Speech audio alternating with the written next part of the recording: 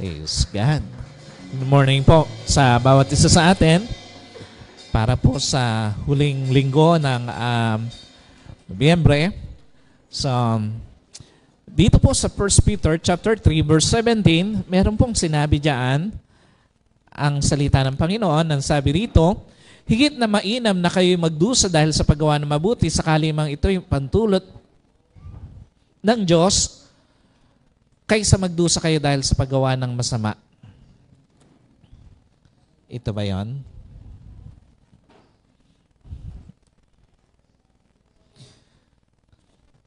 So,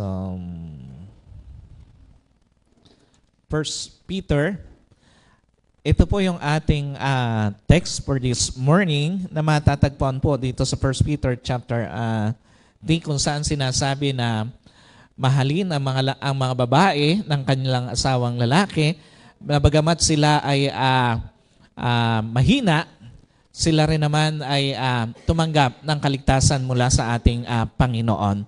So, pansinin nyo, mula pa lang doon sa pasimula ng salita ng ating Panginoon, ipinakita na kagad kung paano dapat ba itrato ang isang babae ng kanyang asawa, kung paano ba dapat ibigay yung pakikitungo sa kanyang asawa.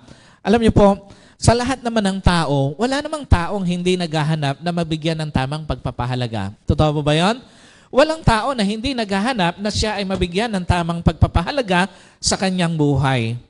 Alam niyo po, again, bawat isa sa atin, naghahanap tayo na mabigyan tayo ng pagpapahalaga sa ating buhay, lalo na kapag ka ang ating inaasahan na magbibigay nito ay yung mga taong malalapit sa atin.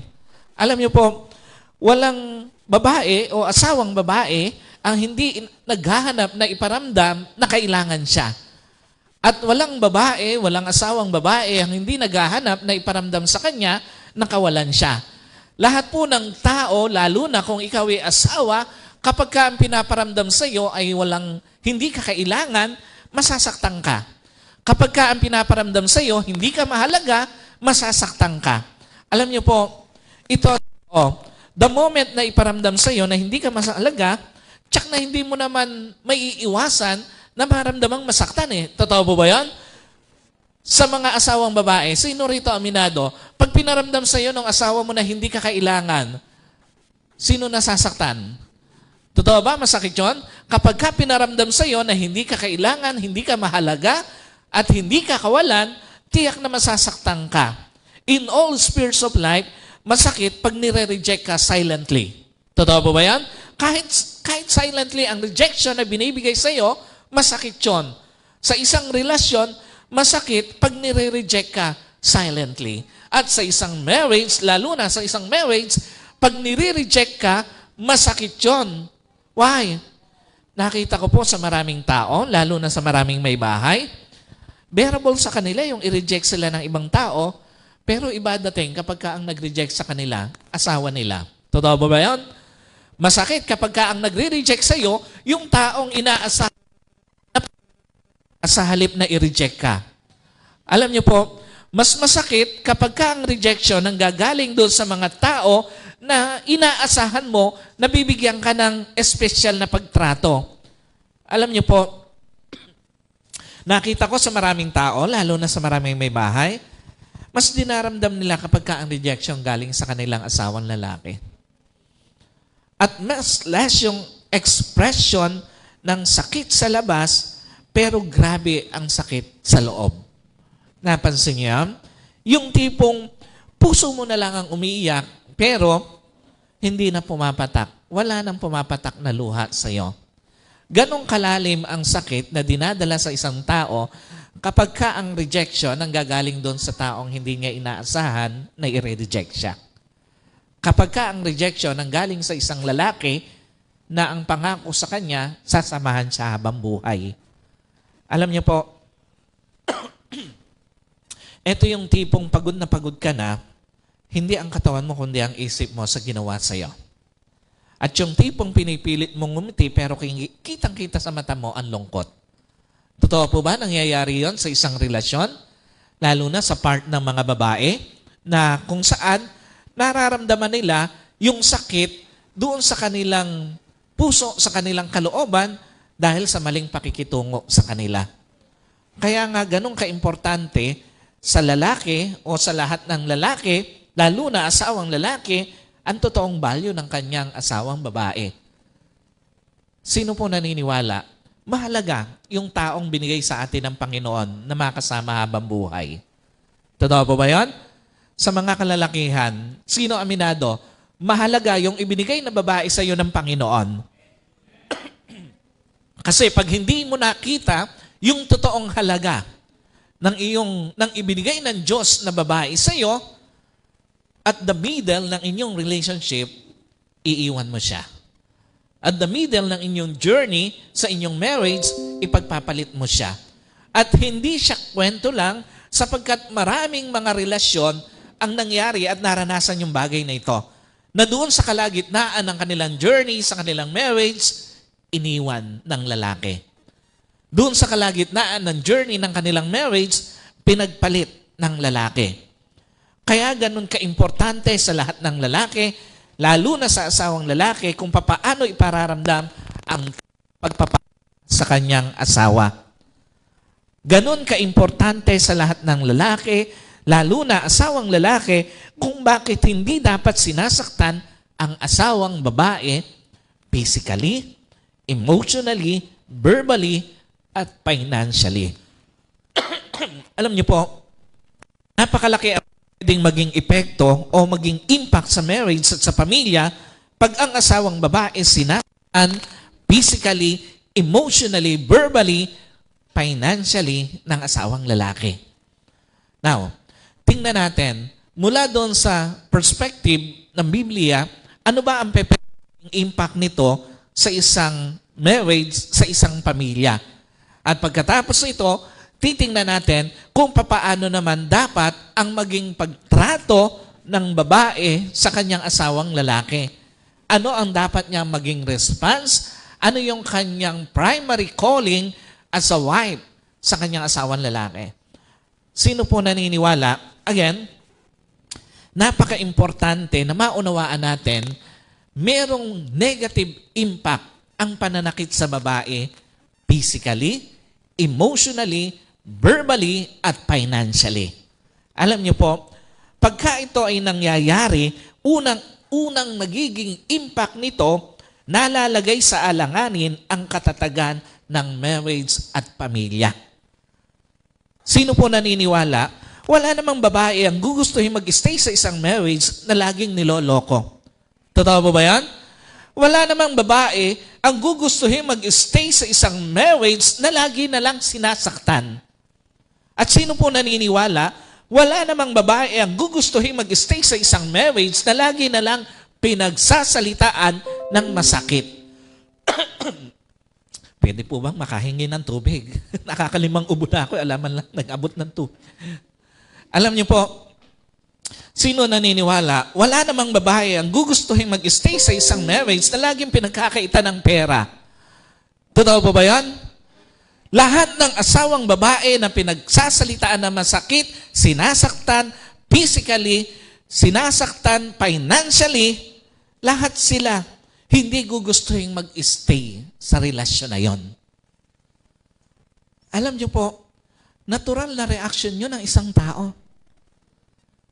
Na hindi mo gugustuhin mag-stay sa isang relasyon na lagi na lang pinararamdam sa iyo na nasasaktan ka. What does it mean? Una, ang pananakit sa asawang babae saan mang aspeto ay parang anay na unti-unting sumisira sa marriage. Totoo po ba yan? Pansinin nyo, yung pananakit sa iyo sa isang babae, kapag ka ito ay ginagawa ng isang lalaki, para siyang isang anay na unti-unting sinisira ang kanilang marriage. May mga mag-asawa, pag tiningnan mo sa labas, parang ang saya-saya. Alam niyo po, pero pagdating sa loob ng bahay, hindi na nag-uusap. Nangyayari po ba yan sa isang relasyon? Na parang ang saya-saya, pag nakita mo sa labas, pero pagdating doon sa loob ng tahanan, hindi na nag-uusap. Alam niyo po,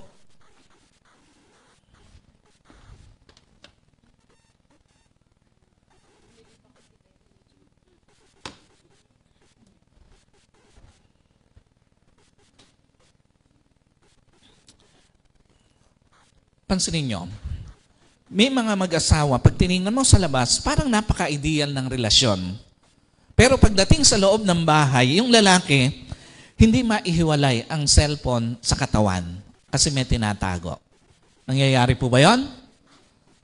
At totoo ba may mga mag-asawa, pag tinignan mo sa labas, parang ang sagasagana ng pamumuhay, pero pagdating sa loob ng bahay, yung babae hindi makahipo ng pera. What's the point? Ito po ang totoo. Lahat ng pagkukunwari sa loob ng isang marriage, paghahanda lang para sa mas malaking problema sa loob ng marriage. Lahat ng hypocrisy na nilalagay sa isang marriage, sa isang relasyon, inihahanda nyo lang ang inyong relasyon sa isang mas malaking problema.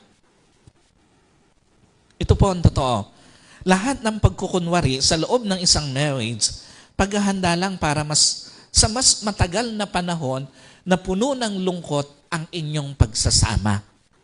At ito po ang totoo. Lahat ng pagkukunwari sa loob ng marriage, paghahanda lang para sa mas masakit na paglalayo sa loob ng isang marriage. Meaning, hindi maitatago ang maling pakikitungo sa isang may bahay. Hindi maitatago ang pagtataksil sa isang may bahay at hindi maitatago ang pagde-deprive sa pera sa isang may bahay. Bakit? Dahil mapapagod siya sa pagkukunwari na maayos ang pakikitungo sa kanya. Mapapagod siya sa pagkukunwari na tapat sa kanya ang kanyang asawa. At mapapagod siya sa pagkukunwari na suportado siya sa pera ng asawa niya. Alam niyo po, lahat ng pagkukunwari, lahat ng hypocrisy sa loob ng marriage, isang araw darating ang panahon na lalabas ang totoo. Ikalawa, ang pananakit sa asawang babae sa mga aspeto ay parang sakit na unti-unting tinatanggalan ng buhay ang isang marriage. Sino po naniniwala? Wala namang marriage ang mapupuno ng buhay kung puro sakit ng kalooban ang tinatanggap ng isang may bahay. Totoo ba yan? Sa halip na mapuno ng buhay, mawawala ng buhay ang isang marriage na puno ng pananakit. Wala namang marriage ang mapupuno ng buhay kung puro panloloko ang maranasan ng isang may bahay. At wala namang marriage ang mapupuno ng buhay kung puno pagdaramot ang ipararanas ng isang asawang lalaki sa kanyang may bahay. Yung supposed to be na ibibigay niya, yung dapat para sa kanyang asawa, pero hindi niya na ibibigay. Alam niyo po, ang panloloko o pagtataksil sa may bahay, hindi nagtatapos sa usapin ng katapatan eh. Karaniwang tumutulay ito hanggang sa paghihiwalay. Ang pananakit at pagsasalita ng masakit sa may bahay, hindi nagtatapos sa usapin ng pag-aabuso. Madalas na uuwi ito sa pagkawala ng respeto. At yung pagdaramot ng pera sa may bahay, hindi ito nagtatapos sa usapin ng pera eh. Madalas nagdudulot ito ng matinding pagkaawa sa sarili ng isang babae. Ito po ang totoo, tandaan nyo. Sa lahat ng mga asawang lalaki, lahat ng pagtataksil sa may bahay, may negatibong impact sa iyo at sa kabuuan ng iyong pamilya. Lahat ng pananakit o pang-aabuso sa may bahay, may negatibong impact sa iyo at sa pamilya mo. At lahat ng pagpaparanas mo sa may bahay mo na parang kawawa sa pera, may negatibong impact sa iyo at sa kabuuan ng pamilya mo. Lahat yun magdadala ng negatibong impact sa iyo at sa kabuuan ng pamilya mo. Pag ito ang naging trato mo sa iyong may bahay. Ikalawa, natatanim ng malalim o natataniman ng malalim na hinanakit ang puso ng mga anak. Totoo ba, pag may pangit o masakit na pangyayari sa isang nanay, hindi pa pwedeng hindi maapektuhan ang kanyang mga anak eh. Totoo pa ba yan? Pag nasasaktan ng isang nanay, tsak na madadama yung mga anak niya. Pag may injustice na nangyayari sa isang nanay, Hindi pwedeng hindi masaktan yung mga anak niya. Sa mga anak na naririto, sino aminado? Nasasaktan pag nakikita niyang umiiyak yung nanay niya. Totoo po ba? Masakit sa atin yon bilang anak? Isa sa mga kwento o yung mga pangyayari sa aking kabataan na malungkot na naaalala ko, pag nakikita ko yung nanay ko na umiiyak doon sa aming kwarto. Kasi hindi siya umiiyak doon sa salas, doon sa kusina o sa labas, madalas doon ko siya nakikitang umiiyak. At alam ko pagka nando doon siya at umiiyak, may mabigat siyang dinadala. At sa murang edad ng pagkabata, nakakaramdam ako ng galit. Pag nakikita ko yung nanay ko na umiiyak, nakakaramdam ako ng hinanakit. Bagamat hindi pa kumpleto yung aking kaisipan, pero yung emotion ko nandoon na. Dahil sa pagmamahal sa nanay ko. Alam niyo po, ano pinapakita nito? Lahat ng nangyayari sa isang ina, mabuti o masama, ramdam ng kanyang anak. Lahat ng ipararanas ng asawang lalaki sa kanilang nanay, mabuti o masama, natatanim sa puso ng mga anak. At lahat ng ipinakikita ng asawang lalaki sa kanilang nanay, lalo na hindi maganda, dinaramdam ng mga anak. What's the point? Una, kahit mabuti ipakita ng isang ama sa anak, pero pangit sa kanilang nanay, yung pangit na pakikitungo ang matatanim sa puso ng anak. Tandaan niyo po, sa lahat ng mga tatay, kahit na pagpakitaan mo pa ng mabuti ang anak mo, pero doon sa asawa mo ng kanilang nanay, pangit ang pinakikita mo, iyon yung matatanim sa kanilang puso. Alam niyo po, yung mga bata, hindi mo naman kailangan turuan para malaman nila kung pangit ba o mabuti ang trato mo sa nanay nila.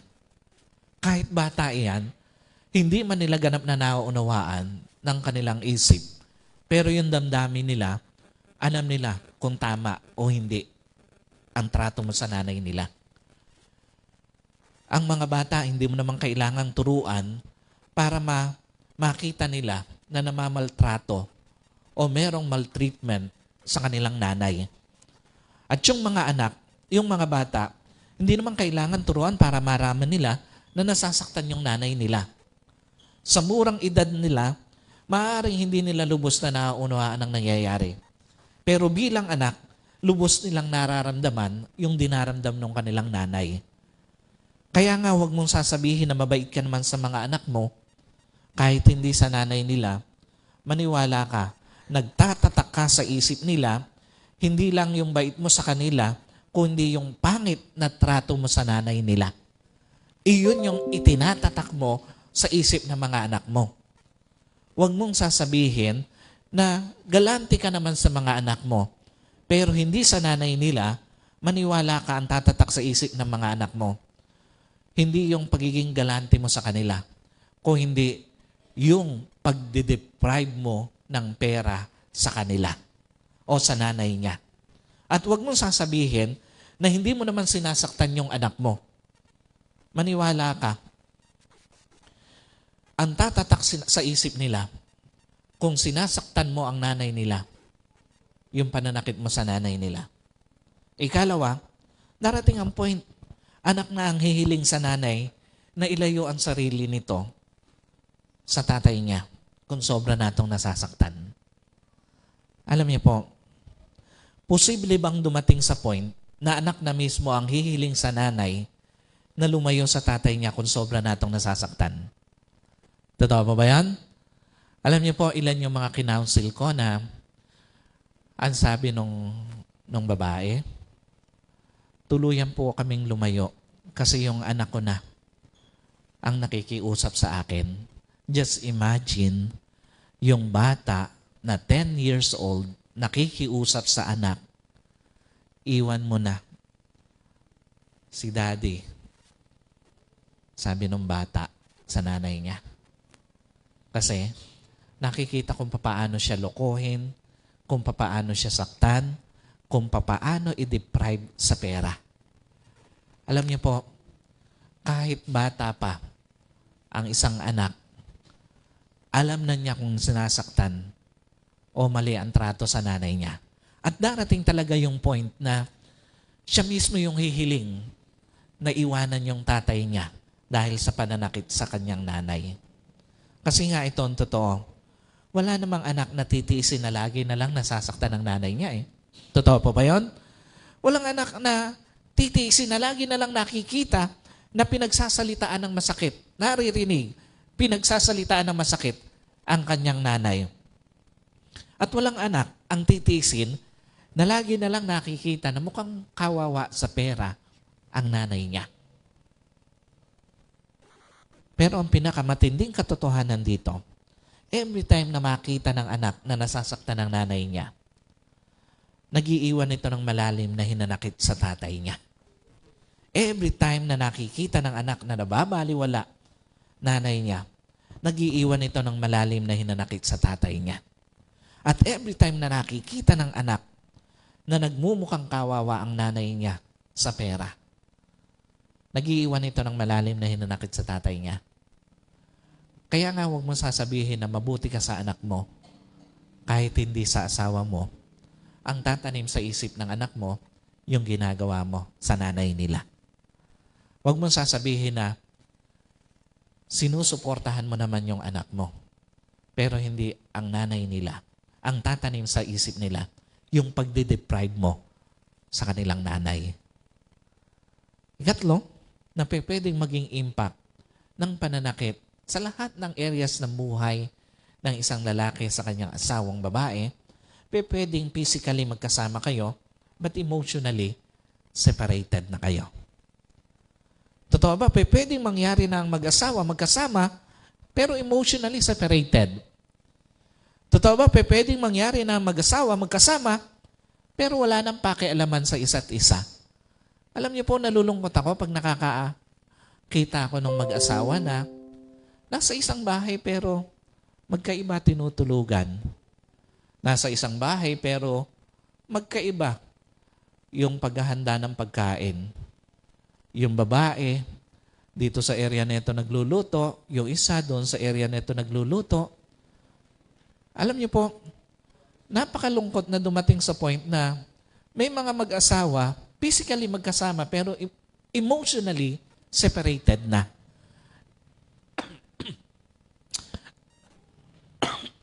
Totoo po ba, pwedeng mangyari na mag-asawa magkasama, pero ang layo-layo na ng loob sa isa't isa? What does it mean? Una, wala nang lulungkot pa sa marriage na mukhang buo, pero ang totoo, matagal nang sira. Alam niyo po, may mga nakikita ko na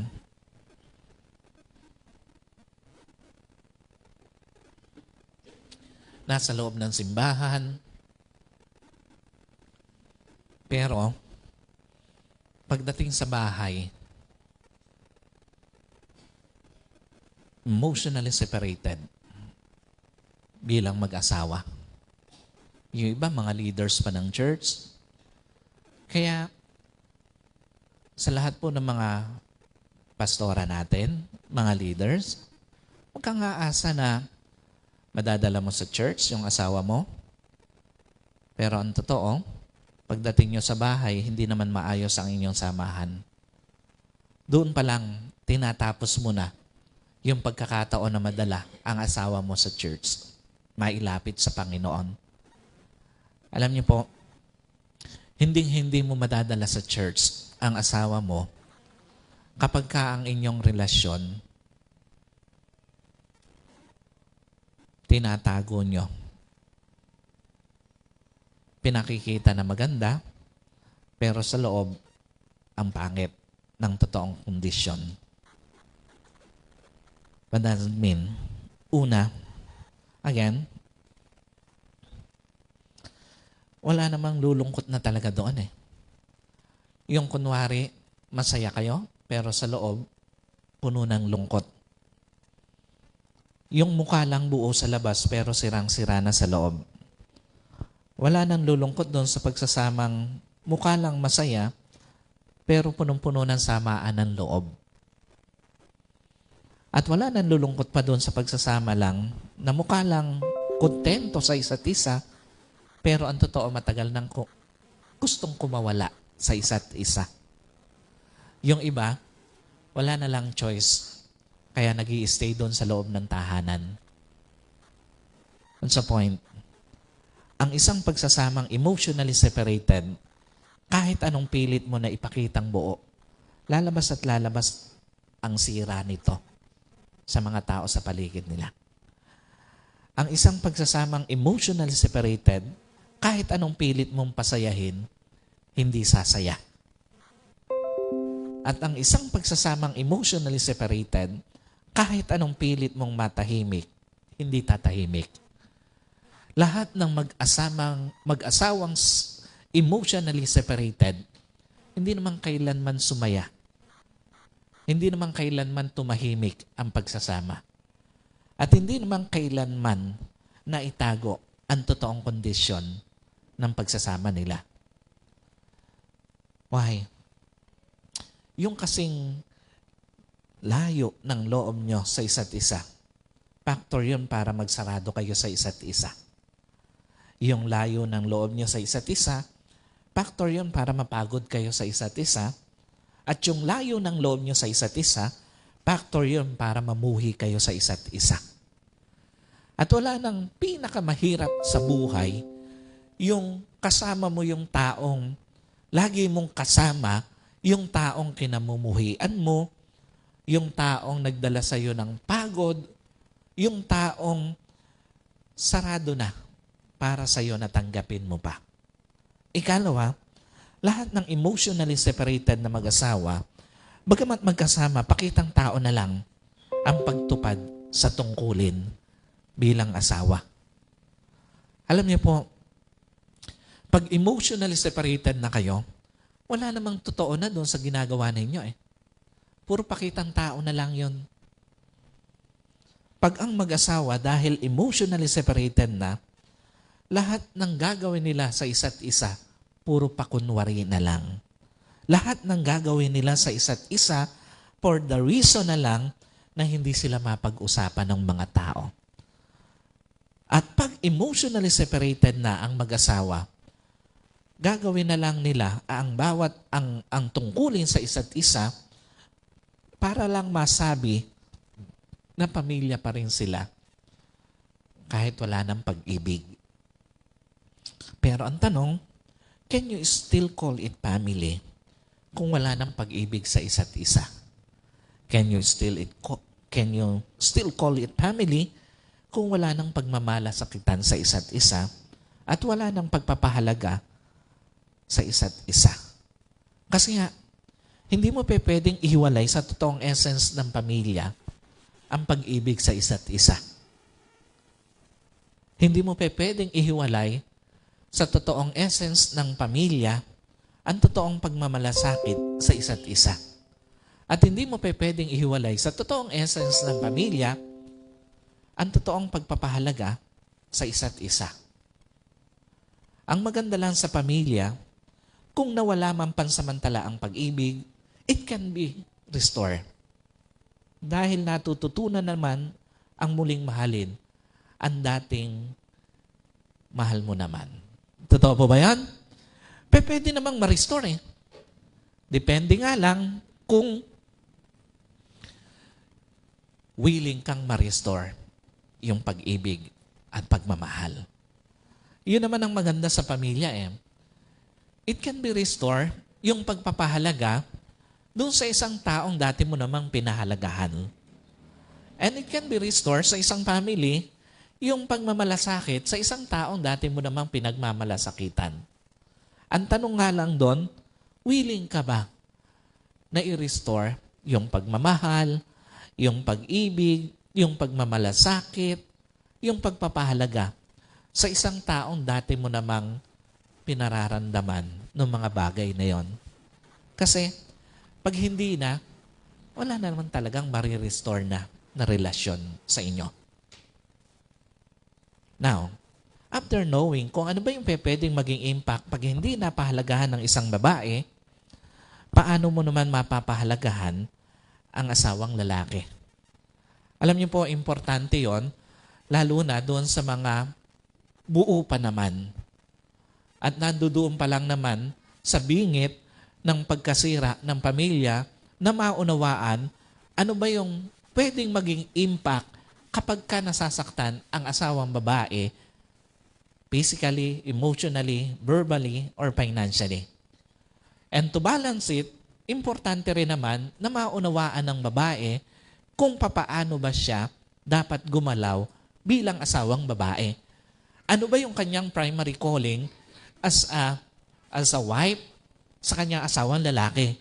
Kasi nga, ang sabi ni Peter doon sa ating binasa, nagkamali lang po tayo ng pinost na verse. Ito po ay sa, I think, doon sa chapter 2, verse 17. Sabi rito, 3:7. Sabi rito, kayo naman mga lalaki, inuwain ninyo at pakitungang mabuti ang inyong asawa sapagkat sila'y mas mahina. Iyon naman yung paalala ni Peter. So, dito, tingnan natin, ano ba yung pwedeng maging impact pag hindi napahalagahan ng tama ang isang lalaki? Alam niyo po, totoo ba? Malaki rin naman ang pwedeng maging negative impact pag ang isang asawang babae na bigong pahalagahan ang kanyang asawang lalaki. Pansinin nyo, ang sabi dito sa Genesis chapter 2, verse 18, "It is not good for the man to be alone. I will make a helper suitable for him." Again, paano maipaparamdam ng isang asawang babae ang pagpapahalaga based sa asawang lalaki based on a biblical perspective? Una, be the best reason of your husband's journey. Alam niyo po, sino naniniwala? Ang babae o asawang babae dapat ang isa sa pinakamagandang pangyayari sa buhay ng asawang lalaki. Totoo ba yan? Dapat nung dumating ka sa buhay ng asawa mong lalaki, ituturing niya na isa sa mga pinakamagandang pangyayari sa buhay niya yun eh. Hindi yung nung dumating ka, ay parang dumating ang isang pinakamasamang bangungot sa buhay niya. Alam niyo po, again, pansinin niyo ang sabi ni Lord, hindi mabuti sa lalaki ang mapag-isa. Doon sa first part ng ating binasa sa Genesis, ang sabi ng Panginoon, hindi mabuti sa lalaki ang mapag-isa. Meaning, sa umpisa pa lang ng dahilan ng Diyos, mabuti na dahilan ng Diyos, bakit binigyan ng makakasama ang isang lalaki? Sa umpisa pa lang, maganda na purpose ng Diyos, bakit binigyan ng makakasama ang lalaki?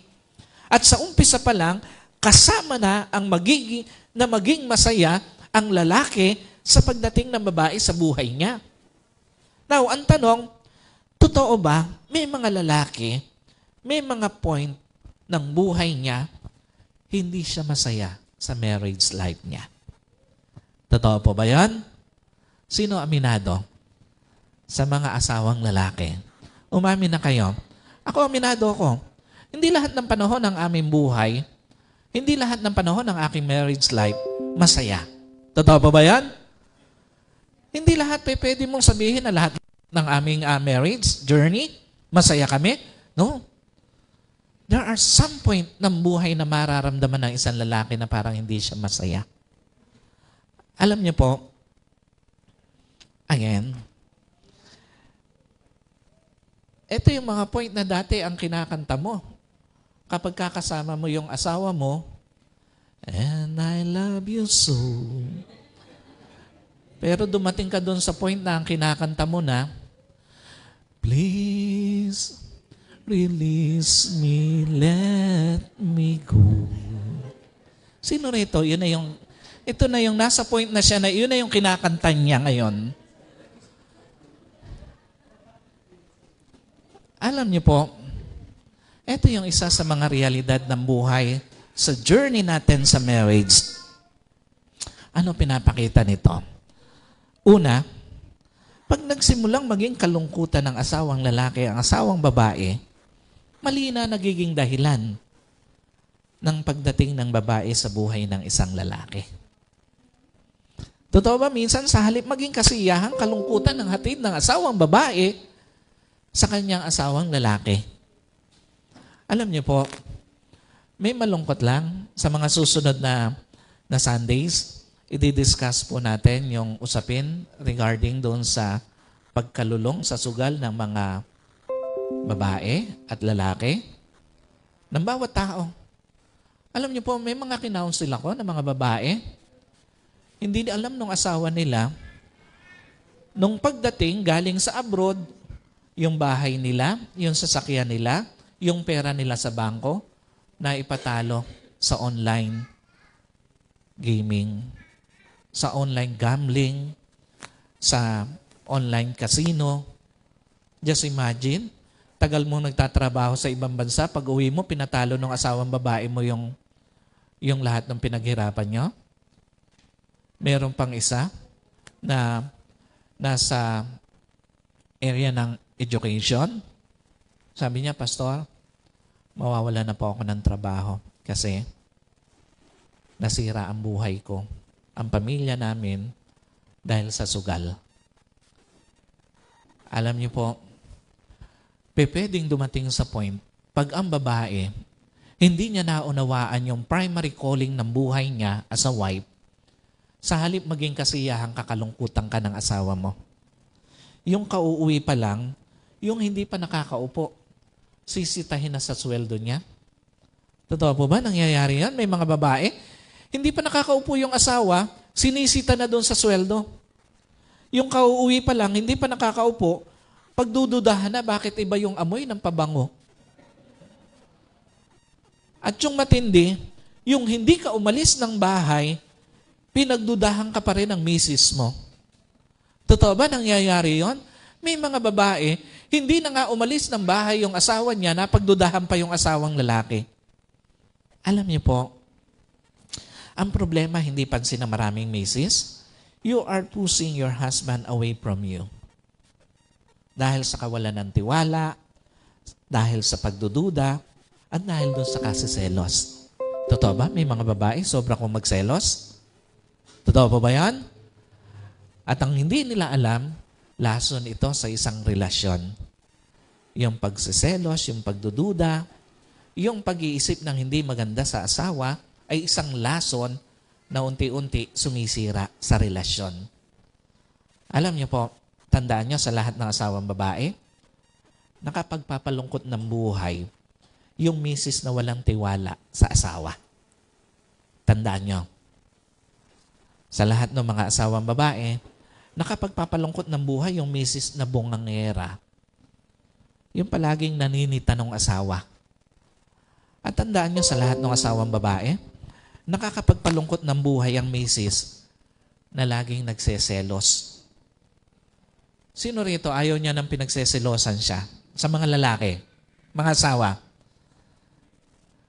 Totoo ba? Hindi masaya na lagi ka na lang nakakaramdam ng ganun sa asawa mo. Alam niyo po, again, ang pinakamatindi sa lahat, nakapagpapalayo sa asawang lalaki, yung misis na walang tiwala. Kasi nga, kaya kay binigay ng Diyos sa lalaki para dagdagan ang saya ng buhay niya, hindi para dagdagan ng lungkot. Malungkot na ang buhay, tandaan niyo po. Marami ng bigat na dinadala, marami ng iniisip na mga bagay ang isang lalaki para sa kanyang pamilya. Pero pag dadagdagan pa ng pagdududa, ng paninita, dadagdagan pa ng hindi pagtigil ng asawa ng kabubunganga, mas lulungkot ang buhay ng isang lalaki. Alam niyo po, again, yung primary mission mo sa marriage as a wife, lalo na sa buhay ng iyong ng asawang lalaki, punuin mo ng saya ang buhay niya. Huwag ka lang dumating sa buhay ng mister mo bilang misis niya kung hindi maging isa sa mga pinakamagandang pangyayari sa buhay niya. Ikalawa, pag nagsimulang maging kalungkutan ng asawang lalaki ang asawang babae, binubuksan niya pintuan para maghanap ang lalaki ng kasiyahan sa ibang bagay o tao. Pansinin niyo, may mga asawang lalaki, pag tinanong bakit nagkaroon ng affair sa iba, ang sagot, doon siya naging masaya. Totoo po ba yan? Lahat nung kinounsel ko na dumating sila doon sa point ng realization na importante talaga yung kanilang marriage. Pag tinanong ko yung lalaki bakit niya nagawa yon, kasi dumating na siya doon sa point na doon na siya nagiging masaya. Pansinin niyo, may mga asawang lalaki, pag tinanong mo, bakit sa halip naguguli ng oras kasama ang asawa, mas pinipiling kasama ang barkada? Ang sagot, doon siya masaya. At pansinin niyo, bakit may mga asawang lalaki pag tinanong mo, bakit sa halip mag-stay sa bahay, mas pinipiling mag-ubos ng oras sa pagsusugal, mag-ubos ng oras sa labas? Ang sagot, doon siya nagiging masaya. Pag tiningnan mo, mali lahat ng naging paraan eh. Totoo po ba sa paghahanap ng kasiyahan sa labas? Mali naman lahat talaga yon eh. Yung maghanap ka ng kasiyahan sa ibang babae, maghanap ka ng kasiyahan sa barkada, maghanap ka ng kasiyahan sa bisyo, lahat yun mali eh. Pero, tandaan nyo po, lahat ng problema, laging merong pinag-uugatan. Yung pagbababae, yung pambibisyo, bunga na lang yun ng problema na pwede namang sanang madil, pero nakalimutan mo yung ugat. Alam niyo po, uulit-ulitin mo lang yung pagkakamali. So bakit madalas naghahanap ang lalaki ng saya sa labas ng marriage? May nawawalang saya sa loob ng marriage. Kaya naghanap ang lalaki sa labas kasi yung dapat na matagpuan niya dito sa loob na saya, hindi na ibigay. So tandaan niyo sa lahat ng asawang babae, it is your duty na maging kasiyahan ng iyong asawang lalaki. Tandaan ng lahat ng asawang babae, it is your calling na maging kasiyahan ng iyong asawang lalaki. At tandaan niyo po, sa lahat ng asawang babae, it is your duty, your mission na maging kasiyahan ng iyong asawang lalaki. Kailan siya nagsisimula? The moment you are bind together. The moment na pinagsama kayo ng Panginoon, nagsisimula ang duty mo, ang mission mo, ang primary mission mo at primary duty mo na maging kasiyahan ng iyong asawang lalaki. At kailan naman siya nagtatapos? Ang sabi, till death do us part. Hanggang sa kayo ay paglayuin na ng kamatayan, tapos na yung duty mo. Tapos na ang calling mo sa asawa mo.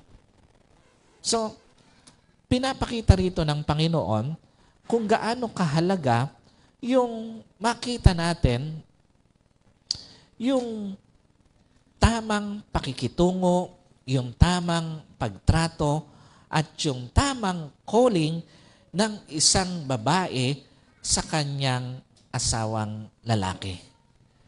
So, nagsisimula yung primary calling mo as you bind together at nagtatapos naman pag kayo ay pinaghiwalay na ng kamatayan.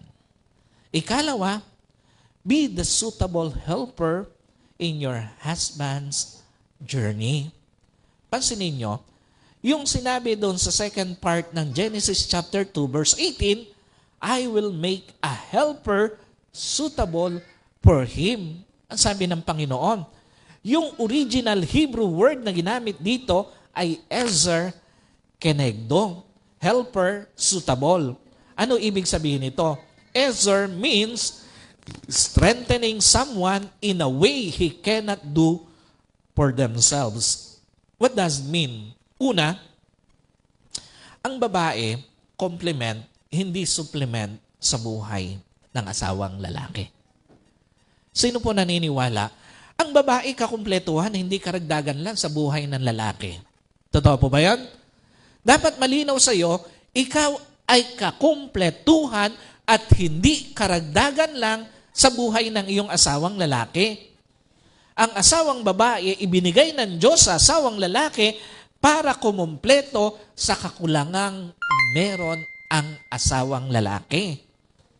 At sino po naniniwala, ang asawang babae ang perpektong idinisenyo ng Diyos para kumumpleto sa asawang lalaki? Hindi ang katrabaho mong babae ang kakumpletuhan mo. Tandaan niyo po sa lahat ng lalaki, sa mga may asawa at sa mga mag-aasawa pa lang, tandaan mo, hindi ang katrabaho mo ang kakumpletuhan mo, hindi ang kaibigan mong babae ang kakumpletuhan mo, at hindi rin naman yung kachat mong babae ang kakumpletuhan mo. Tandaan mo, para sa lahat ng mga asawang babae, dinisenyo ng Diyos ang buhay mo para kumumpleto sa asawa mo. Huwag mong pabayaan na ibang babae kumukumpleto sa saya ng asawa mo. Sa mga asawang babae po, huwag mong pabayaan na ibang babae kukumpleto sa saya ng asawa mo. Huwag mong pabayaan na ibang babae kumukumpleto sa araw ng asawa mo. At huwag mong pabayaan na ibang babae kumukumpleto sa pangangailangan ng asawa mo. Tandaan mo, ikaw ang suitable helper na ibinigay ng Diyos para sa buhay ng asawa mo. Ikaw ang kumpletuhan ng asawa mo at wag na wag mong ibibigay sa iba ang role na yon. And another thing, Ezer means a word that God uses to describe Himself to Israel, to describe in relation to Israel, not comparing self to God, but helping always Israel. Ano ibig sabihin nito? Ang babae, dapat laging handang tumulong sa asawang lalaki. Pansinin niyo, kailan madalas mababasa sa Biblia na ang Israel tinutulungan ng Diyos? Sa panahong may pakikipaglaban sila, sa panahong may pagsubok silang pinagdaraanan, sa panahong bihag sila ng ibang bansa. Pero pansinin nyo, pag tiningnan mo ang dahilan sa lahat ng yon, bakit nangyari ito? Nabihag ang Israel, meron silang pinagdaraanan, meron silang pakikipaglaban. Alam niyo po, iisa dahilan. Tumalikod sila sa Diyos. At every time na tumatalikod sila sa Diyos, may gumegera sa kanila. Every time na tumatalikod sila sa Diyos, nabibihag sila. But despite ng pagtalikod nila, lagi naman silang tinutulungan ng Diyos. What's the point? Sa panahon bang nagkakamali ang asawa mong lalaki, tinutulungan mo bang bumangon sa halip kondenahin? Sa panahon bang nagkakasala asawa mong lalaki, tinutulungan mo ba sa pamamagitan ng pagpapatawad mo or nahusgahan mo na? At sa panahon ba na bumabagsak ang asawa mong lalaki, tinatanggap mo pa ba o tuluyan mo ng pinagsasaraduhan ng pinto? So church, sa lahat po ng mag-asawa, marriage is a complex journey. Pag masaya, sobrang saya. Napansin niyo yan? Totoo ba pag ang marriage masaya, sobrang saya. Pero pag malungkot, sobrang lungkot. Marriage is a complex journey. Pag inspired ka, sobrang inspired. Pag nasaktan ka naman, sobrang sakit. Napansin niyo yan? Sa marriage, pag ikaw ay inspired, sobrang saya. Pero pag nasaktan ka naman, sobrang sakit naman. But no matter how complex the journey is, No matter how you disappointed at some point, what important is, at the end of the day, handaan nyo pa rin tanggapin ang isa't isa. What important is, at the end of the day, handaan nyo pa rin tulungan ng isa't isa. And what important is, at the end of the day, handaan nyo pa rin patawarin ng isa't isa. At ang pinakamahalaga sa lahat, at the end of the day, handaan nyo pa rin mahalin ang isa't isa. Sino po rito? Handaan nyo pa rin mahalin hanggang sa huli yung asawa mo.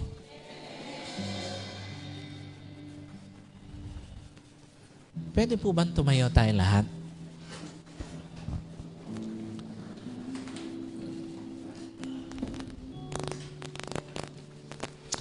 Doon mag-asawang magkasama ngayon, kung hindi mo katabi asawa mo, pwede bang tabihan?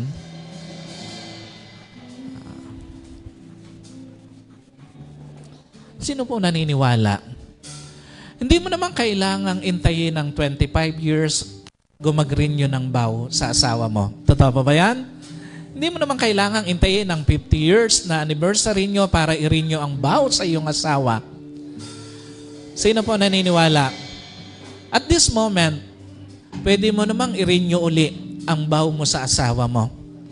Na muli mo siyang mamahalin hanggang sa huli, muli mong tatanggapin, muli mong pahahalagahan, muli mong iingatan hanggang sa huli, dahil siya yung binigay ng Diyos sa iyo. Again, you don't need to wait for another 25 years, 50 years to renew your vow.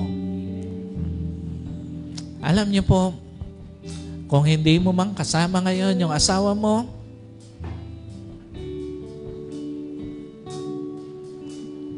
kung ikaw lang yung nandito ngayon, at doon sa mga nasa online service natin, kung hindi mo katabi yung asawa mo, kahit ikaw, magkalayo kayo, yung isa nasa ibang bansa, nasa trabaho o nasa ampaman, still, you can renew your vow today.